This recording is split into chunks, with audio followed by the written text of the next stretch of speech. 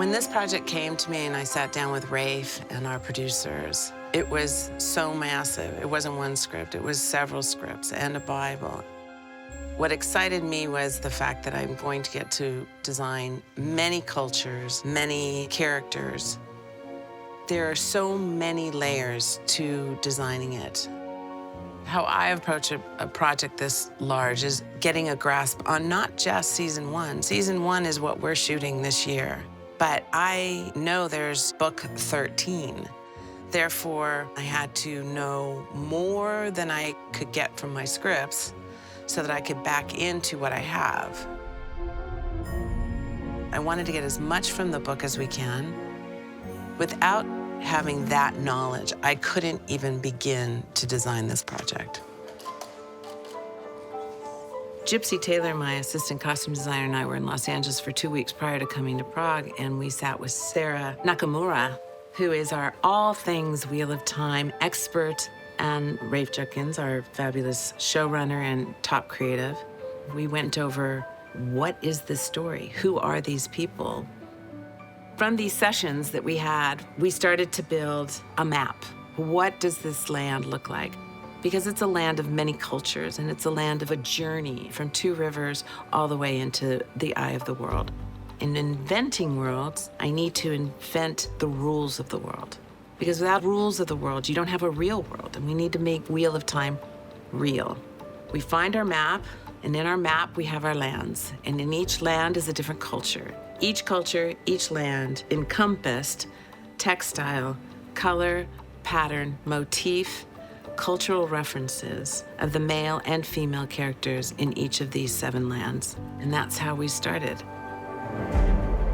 Robert Jordan, he was a traveler. He was in the Vietnam War, which opened up his world. Obviously, when he came back, he was very interested in lots of different cultures from all over the world. So when we spoke with Sarah, she consistently would give us 1 or 2, sometimes even 3, cultural references for a land.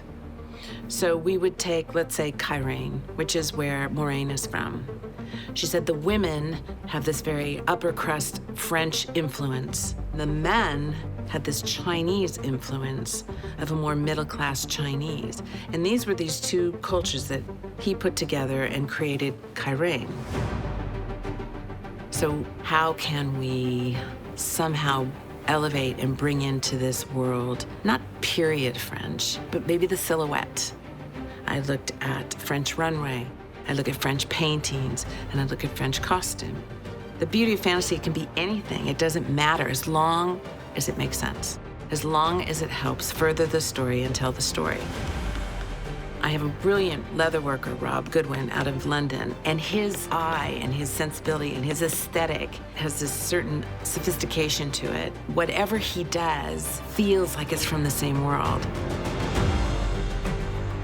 This was my initial mood board. Some footwear references, some contemporary, some tribal references. The level of detail is huge. I mean, it wants to be so you can make everything individual, you can specify it for the cultures involved, because there's so many of them in the production. I mean, every culture's had incredible craftspeople going back all of human history, where people bring immense detail and technique to their work. And so that's what we're getting to do here. I have been blessed with a really incredible international and domestic crew on this. We have my sensibility. But in addition to that, if I can go back to my makers, their craft and their hand will give it unification. I'm in awe of the craft and the makers that I have.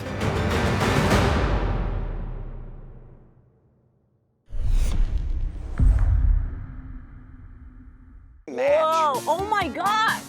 I see the See you later. We have to try everything. Right? Hello. this and later. I don't care about the show. I just want a good blooper reel. I want to learn science. You guys are gonna make me look like I'm in the show, right? You're gonna put in the effects. Replace the green. I don't want to look like an asshole here. Sorry.